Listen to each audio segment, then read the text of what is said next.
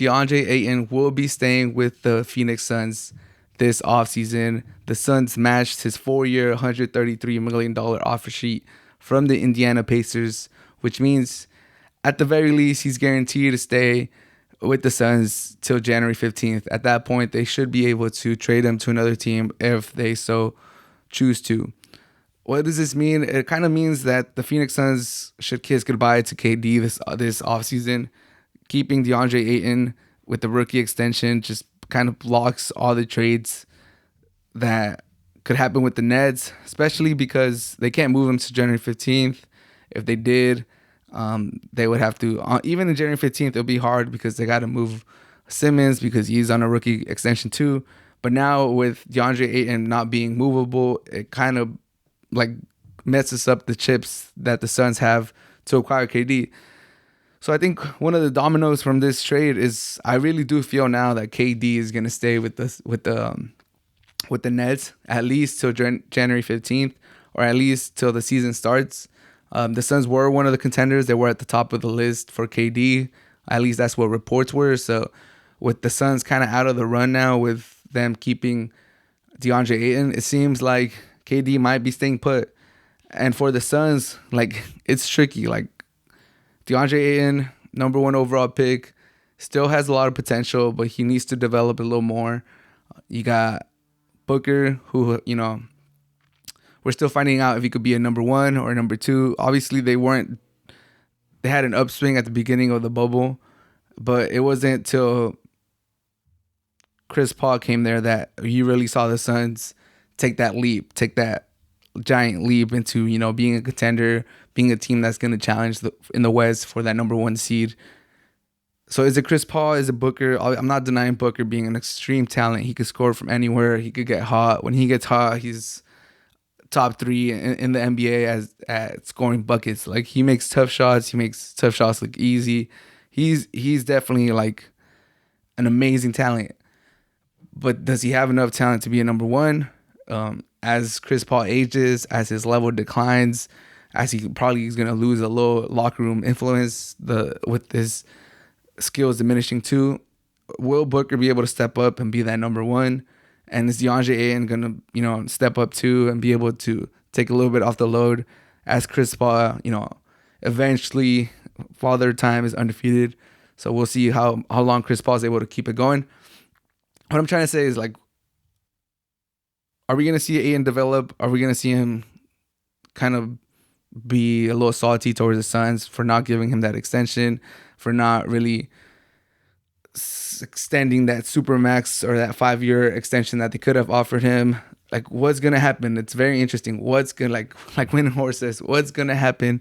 What's happening in Phoenix? Like, what's going to happen? Like, is Ayton, is he going to get over is he going to be a little salty about the Suns not giving him 5 years and just willingly giving it to him, having to let another team offer him an extension for them to match it? There's rumors that Monty Williams and Ayton had, they were butting heads. Are they going to be able to get over it? Are they going to be able to get over the disastrous way they got eliminated in the playoffs by the Mavs? What's going to happen? Interesting. And it's crazy because the Suns were probably one of the happiest teams going into the playoffs. All these videos of them working out after losses in their gym, in opponents' gyms, like just dancing before games, doing all this stuff that made you think, like, damn, the Suns are here. The Suns are here to stay. They're building a great culture. Even as Chris Paul obviously starts declining or retires, like, this culture shift that we're seeing is going to carry for at least, the foreseeable future, at least to, as long as Monty and Booker are here. And then they got destroyed by the Mavs and got, sent home embarrassingly from the playoffs. And they have, this friction with DeAndre Ayton, and other teams are getting good in the West. And you're just like, was that it? Was that the window for the Suns? Like, did they mess it up? Should they have won it against Milwaukee? And then because they didn't, like, that's it. Like, last year they were the number 1 seed, 60+ win season. Were those 2 years the window for the Suns, or can they run it back? Can Ayton and the Suns fix that relationship? Can Monty and Ayton fix that relationship? Can Chris Paul stay at that level for a couple more years? Can Booker, continue to grow, continue to develop as a player? Like, it's very interesting. Where I stand on this, I don't think DeAndre Ayton and the Suns are gonna fix this butting of heads that they had. I think somewhere along this season or next season, somewhere along the line, he's not gonna see this contract out. He's gonna get traded, and they're gonna split ways. And we'll see if it's KD in January 15th or somewhere after that. But honestly, I don't see it solving itself, and I don't see a happy marriage between Ayton and the Suns going forward.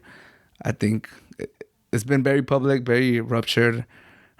They should have offered him a contract. They didn't. I think players at that level, very prideful. Like, I'm prideful, and I'm not in the NBA. I'm not one of the best, or however many players there is, like 200-300 players in the world. Like, I know these players are prideful, and I think Ayton is gonna be super prideful, and he's not gonna be like completely happy till he's in a different situation, till he feels that he's loved, like the team really, really wants him. But that's just my 2 cents. Let me know if there's any Suns fans, listen to this, watching this. Like, what do you guys think? Is this fixable? Like, are the Suns contenders? Let me know. But that should do it for this episode of the Hard to Handle Sports Podcast. As always, thank you so much for listening. If you have any questions, comments, or concerns, drop them below. I have my Twitter handle and all that good stuff. Have a great rest of your day.